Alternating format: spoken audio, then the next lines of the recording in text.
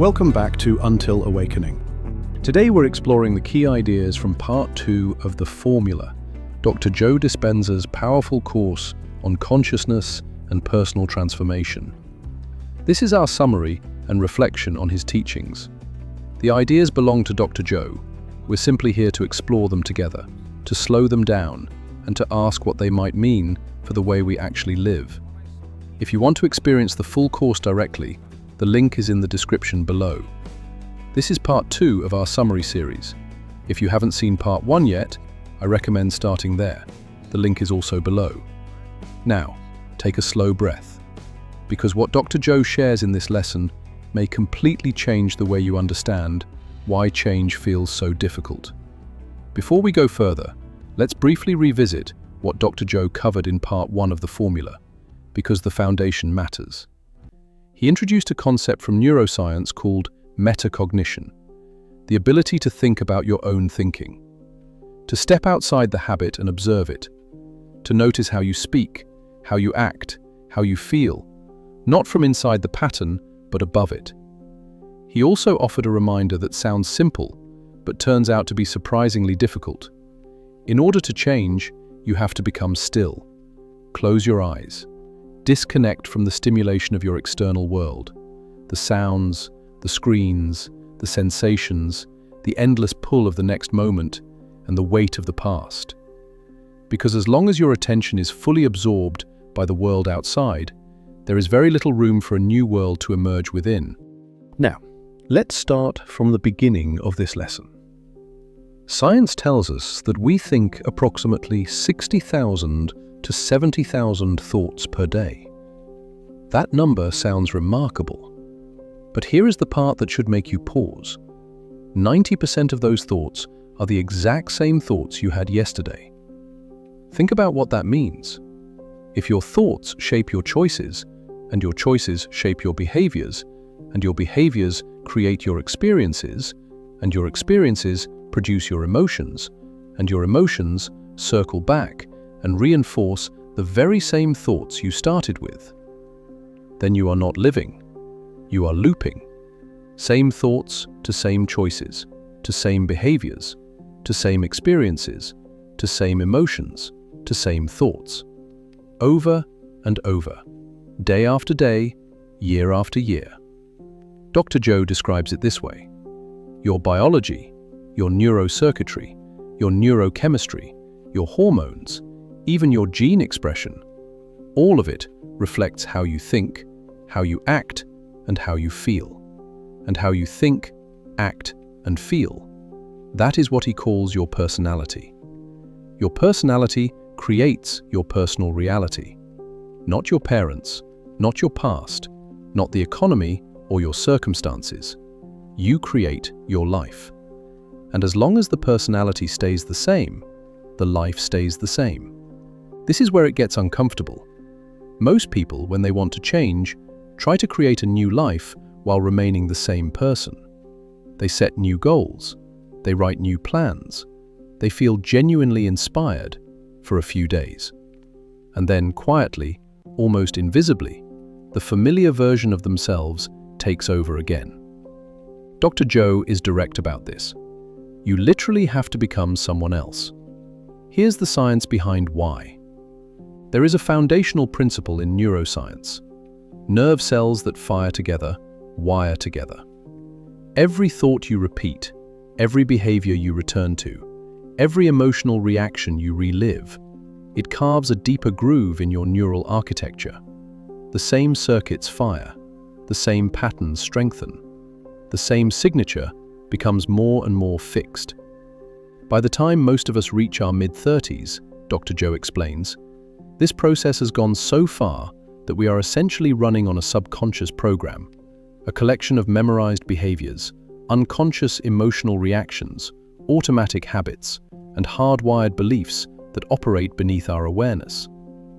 The brain, at this point, no longer needs you to make decisions. It already knows what you're going to do. It has become the routine. And we mistake that routine for who we are.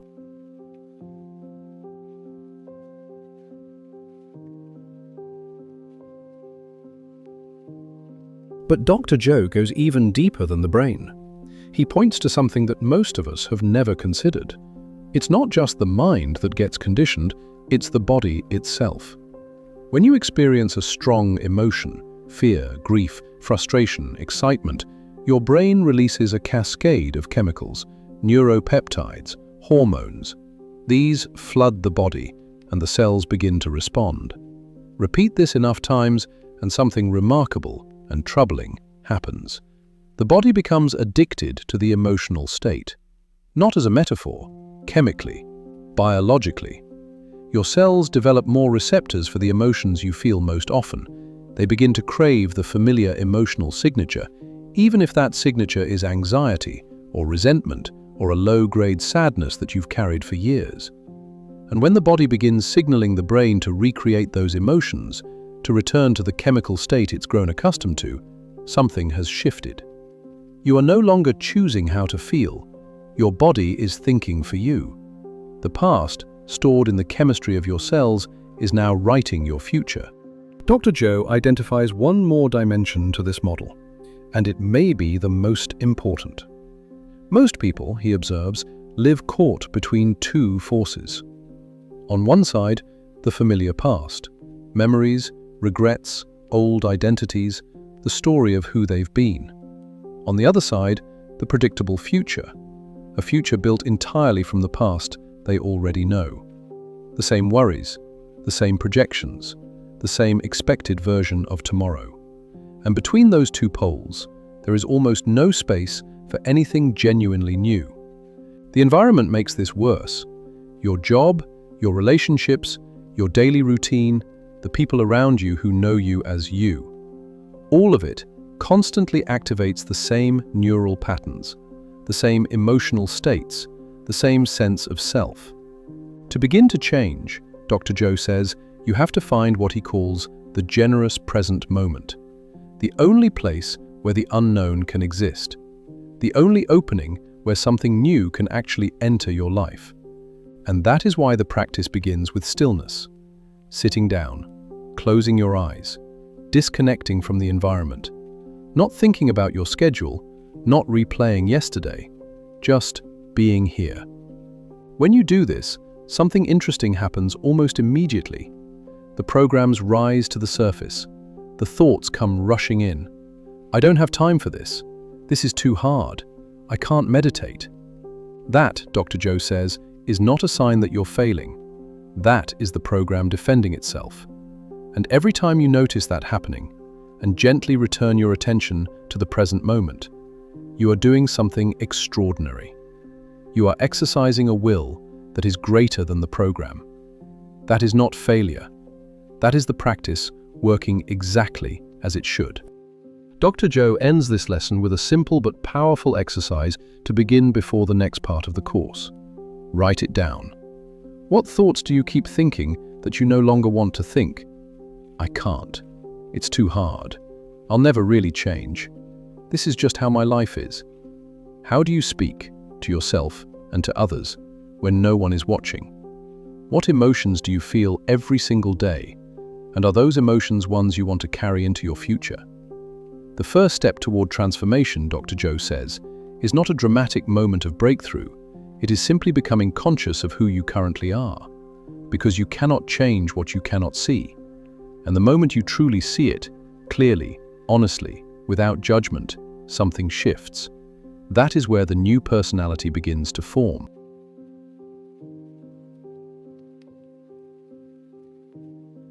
That was our summary and reflection on part 2 of The Formula, the model of transformation as taught by Dr. Joe Dispenza. If these ideas resonated with you, we genuinely recommend experiencing the full course directly from Dr. Joe. The link is in the description below. What we've shared here is a reflection. The full depth of his work goes much further. In part 3 of our summary series, we'll continue exploring the practical steps of rewiring the brain and freeing yourself from the emotional patterns that keep you anchored to the past. Before you continue your day, take just one moment, sit quietly, and ask yourself, which version of me has been running my life? Sometimes, a single honest question is enough to open a door that's been waiting for years. If you found value in this video, please consider liking it and sharing it with someone who might need to hear this today. And if you're drawn to exploring consciousness, neuroscience, psychology, and the deeper dimensions of human potential, subscribe and join us on this journey.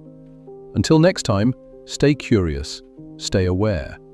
And remember, every awakening begins with a moment of awareness.